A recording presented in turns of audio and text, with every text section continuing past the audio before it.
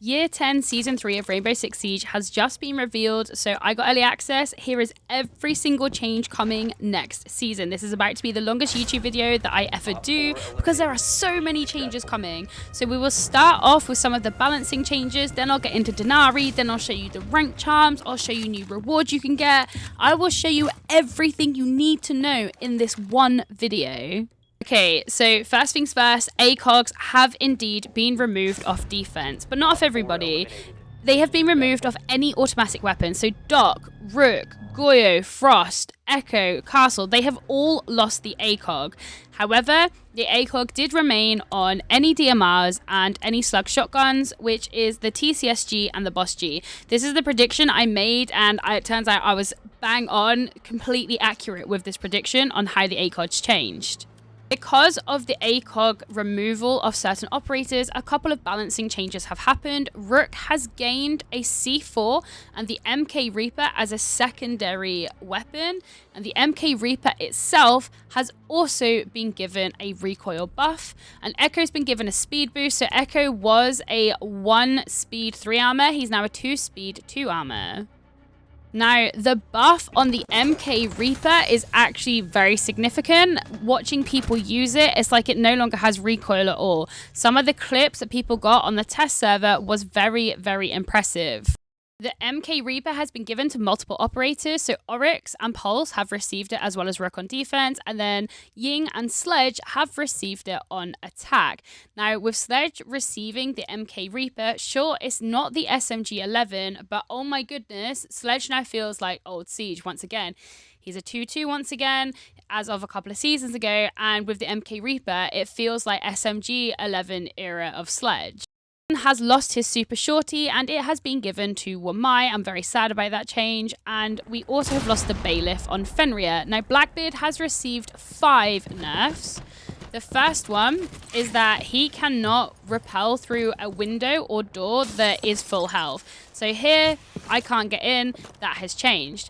He also cannot rappel ADS anymore. If he tries to rappel whilst ADS, it will cancel the ADS. Even if you hit a window once, you still can't rappel in. It has to be hit at least 2 times, and then you can finally rappel in. That is buff 1 and 2, because like I said, he can't rappel in ADS anymore. In a second, you will see I'll go to rappel in ADS, and it will cancel the ADS. So now if Blackbeard goes in a window on rappel, he's actually very vulnerable if he tries to push in. When Blackbeard now reloads, his shield completely removes from his body, as you just saw there, and I'll demonstrate again in a second. There you go, I tried to rappel in, and it cancelled my ADS as I rappelled in. So Blackbeard can no longer reload even semi-safely. It was never really safe to reload since his remaster, but now it's even less safe to reload. His mag will be, his shield will be completely removed from his body. He also gets 5 less bullets per mag. It's now only 21 instead of 26. He only gets 3 charges for a soft breach or a soft wall instead of 4. And when he throws a nade, and this applies to all shields, especially Blackbeard, his head is slightly exposed, and he now has a hand that comes out and throws it, so you can shoot him in the arm or slightly in the head if it's a bad Blackbeard. Moving on to Denari, there is so much to cover with Denari, but he's the latest defender coming to Rainbow Six Siege. He's on Team Nighthaven. He gets 7 trip connectors, which will form together or connect to each other, and for every laser that an attacker goes through, it does 20 damage. The trip connectors need to be able to physically see each other to make a connection. So you can use them to either cut off a full sight, or you can use them a bit like Cap can. So you can put like all 7 on a door, which I'm about to do here. And this can almost play like a Cap can. They do make a sound, but it's not super loud. Now, if an attacker goes through a laser, they will take 20 damage. They will be slowed for 8 seconds. And they will also have like a static effect. And the lasers themselves will make a loud noise. Now, the cool thing about these lasers is if you walk through it and you eliminate an attacker with it, for example, they'll come back on within 5 seconds. So then if there's another one behind them, it will eliminate them too. And as you see in a second, I will fully eliminate an Ash here. Here she goes. So she actually just broke one of the lasers with like a drone. It let me know. And then she fully died by going into that laser. I've now injured somebody and they've come back on and eliminated them within 5 seconds. They're super quick. You can do so much with this gadget. You can cut off full stairways, not like what I'm doing, but actual full laser wall stairways, or you can stack them all on a stairway like this. If somebody comes down the stairs, they will be eliminated if they don't see it. So from where I am, you can't really see it until I start walking down the stairs. Then if you are tunnel visioned, you genuinely might not see it and be eliminated. There are going to be so many different places where you can put rat laser spots, or like I said, you can use them to cut off sight. So here we're using them to cut off breach, but also there's a frost mat by this door and only one laser. And so if somebody walks into a frost mat and there's a laser there, they can't get up in time and the laser destroys them. Now the laser won't destroy them as they get injured, but instead, as they go to revive themselves, the laser will injure them. In this clip, the laser has recharged or turned back on 4 times. And we got 3 limbs from there because they just kept turning on. So it kept giving the sound cue. It kept slowing down the attackers. It kept letting us know they're there and taking damage. So it was taking 60 damage at a time. And although 60 damage isn't enough to eliminate somebody, it is enough to injure them if they're low, or fully eliminate somebody if they're really light. If someone's on 20 HP and they walk into that many lasers, they will die. Again, here we had a Frostmat Denari combo. As they go to res, the laser comes back on, boom, dead. The Frost Denari combo is one of my favorites that I tested on the test server, as they can't react. It's one thing going in a Frostmat and being low health, but as soon as they try to revive, they just get eliminated by the laser. There is no way around it. They can't revive quick enough, and all you need is 2 of your Denari prism laser trip mines, trip connectors, there we go, sorry. I've played it so much that my mind has gone blank. You just need 2 of your 7 to guarantee that elimination. And the best part is, you can then go pick them back up and move them if you want to. Like, say you put all 7 on a rush door and nobody rushes there, no problem, go get them. Because unlike Capcan or anybody else, even if somebody dies to it, you can then pick it up and move it to site if you do get a kill with a rush door, because they just continue to recharge and reuse themselves. So you can just move them throughout the round, which is really cool. Can Monty not get hit by them because of his shield? No, he cannot. Monty cannot protect himself from the lasers, even with his shield. He will be eliminated. You can use them to protect hatch drops. I very much focused on this hatch here. I wanted the attacker to push through this, but they are actually really vulnerable because you can just shoot them to destroy them. So you have to place them in places where the attackers will not be able to see them. But if I walked up to a site and I saw this laser setup, am I going to push that site? Absolutely not. I would not even try to push this site because it's so intimidating. With Denari, it's so cool because you can almost force the play on a certain site. Like if you would rather defend the other site, you can put all of your lasers in the site you're less confident with, and it will really deter the attackers from pushing. One thing I found playing on the test server with other content creators, if we had a setup like this, they would never push that site. Now, in this scenario here, when they dropped the hatch, I didn't quite get them with enough lasers, but they dropped the hatch with only 20 HP left, and so I needed 1 bullet to get there. Denari has a very impressive setup. He can either have Ellis Scorpion, or he can have Smokes FMG. And he gets a brand new secondary slug shotgun called Glaive 12. It has 4 shots in the mag.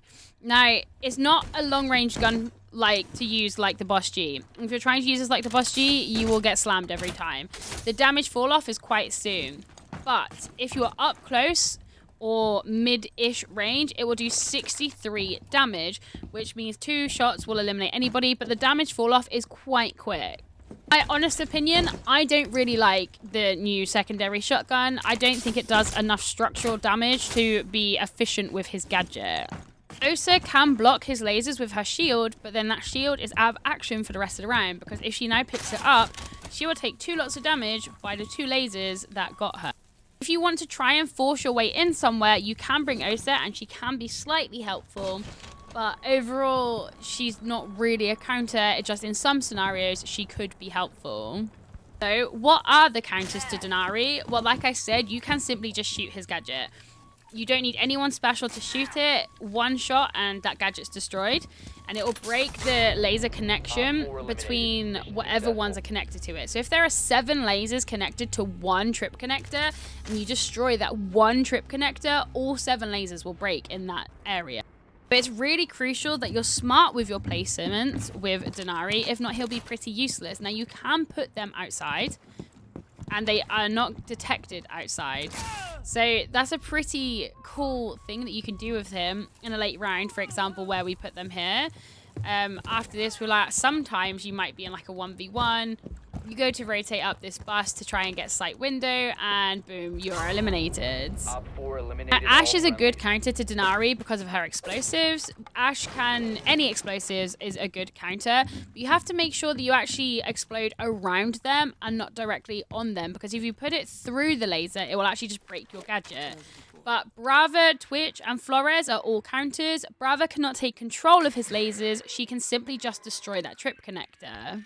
This means a Mute and Jaeger combo with Denari could pretty much make him indestructible at this point. But you can break lasers temporarily, but it's only for 5 seconds. I feel like this will probably change in the future, because I think this is too quick, and I think a lot of people feel the same.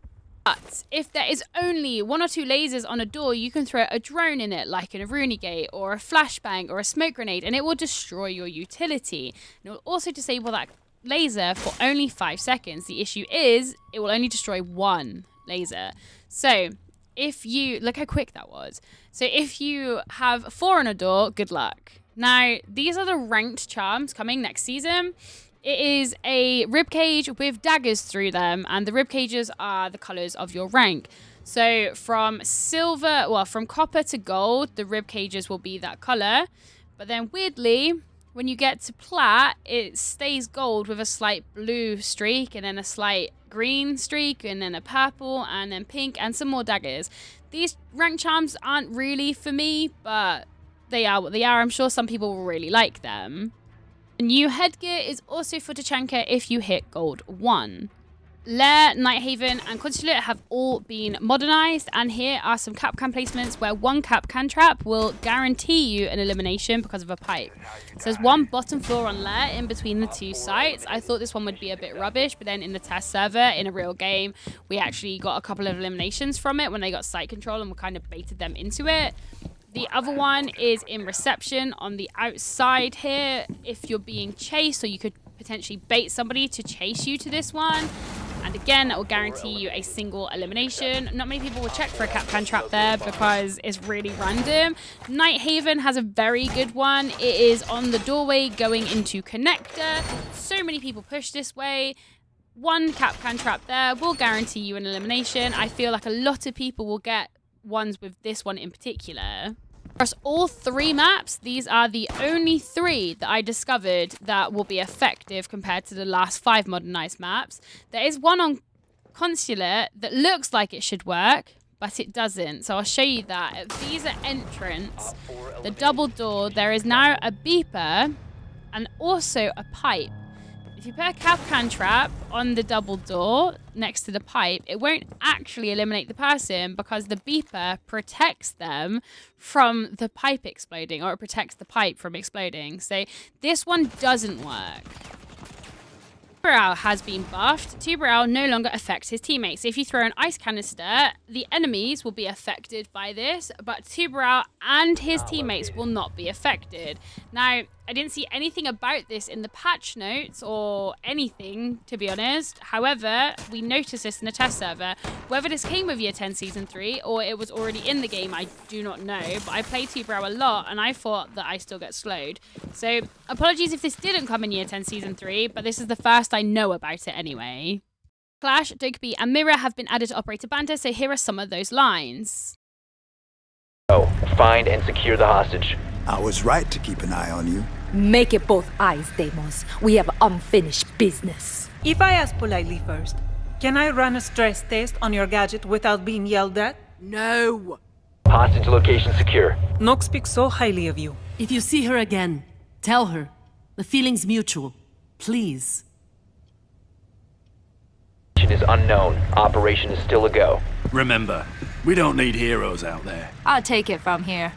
Hostage location secure. Prepare for the worst, hope for the best. Say what you will.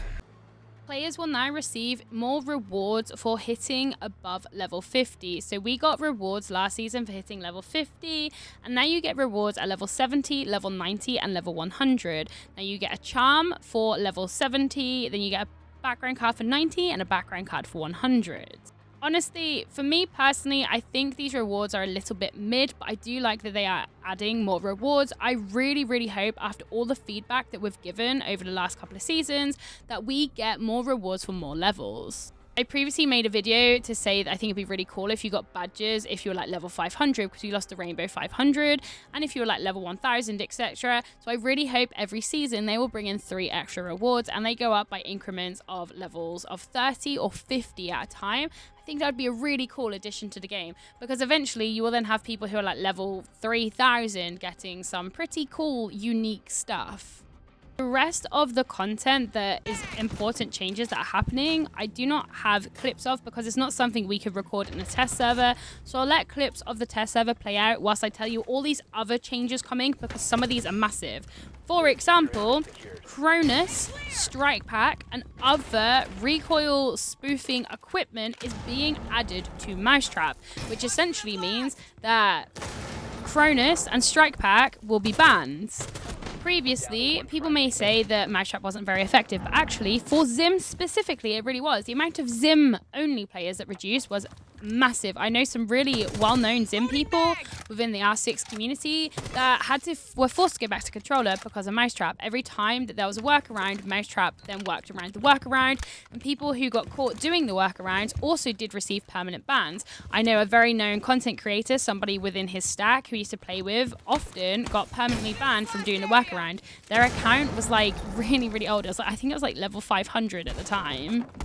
So Cronus and Strike Pack and other recoil tampering spoofing equipment is being added to Mousetrap. Do I think it'll be very effective in the first season it's released? No, absolutely not. But I do think, like Mousetrap, it will take a couple of seasons to stabilize and then should hopefully be quite effective. Now, the difference I think will be with this is instead of being put into PC lobbies, you will actually just receive a permanent ban. I assume maybe the first time it's temporary and then it will be permanent, or it'll be a 3 strikes and then it's permanent type deal. Because the thing is, with Mousetrap, you can't put anti-recoil people in PC lobbies because that's still cheating even against PC players. This is a really great change coming in Year 10 Season 3. We also have a big update to Shield Guard, and the R6 devs have fully said cheating was terrible in CJX. It's not how we intended it to be. That is our bad. And for them to take accountability is very good. We can hopefully expect to see some better updates coming in the future with R6 Shield Guard, and there are updates coming with the reputation system. So if you want to have privacy mode now on console, you can now completely hide your name, but you cannot pick the name it gives you. And this is for also PC. You can no longer pick your nickname. It will automatically generate you a nickname at the beginning of the game, and then at the end of the game it will reveal everybody's names, so you can no longer be toxic and hide behind a fake name because they will show your name at the end. This change is coming for both PC and console. And again, like I said about the reputation system, sorry, I went to say that and then said about the other thing, but with the reputation system, voice chat is now going to be moderated too. So if you are too toxic in voice chat, you will be automatically muted. And for people who have positive reputation, they'll be able to now give feedback on certain things, as they have said that they're aware that the text moderation might be a bit too much sometimes. So if you have a positive reputation, if you are above respectable, so exemplary or esteemed, when something flags, you can give feedback if you think that should have flagged or not. You can't do this if you're a negative player, but you can do it if you are a positive player. This will be the same for the voice chat too. So the community will now get more of a say on if something should be flagged or not. So this is good, and also more of an incentive for people to remain in good standing. Because if you are negative too much, if you're dishonorable too many times, you will get permanently banned from the game. I think this season alone, they banned 4,600 players for being too negative in dishonorable. Here is a perfect example of that new shotgun taking 4 shots by not that far of a distance. Like, this shotgun is not the new Boss G, that's for sure. But that is absolutely every change coming to the game next season. Lie, no it is not, I forgot one. Dual Front's being updated as well. A bunch of ops are being removed from Dual Front, a bunch of ops are being put into Dual Front. There will be a new sector in the middle of the map, which is like a neutral zone game. So instead of Dokkaebi, it's something else. And that is everything coming in the new season. Hope you found this video helpful, and if you are got this far, I would really appreciate a sub. I'm so close to 5k, but as the time goes on over this week, I will show you loads of different ways you can play Denari with Frost, Capcan, loads of different people. So I hope you enjoyed the rest of your day. I hope you're just as excited about this new season as I am. I just pray that the anti-cheat gets better, because if not, it's going to be overshadowed once again. Have a good night. Bye.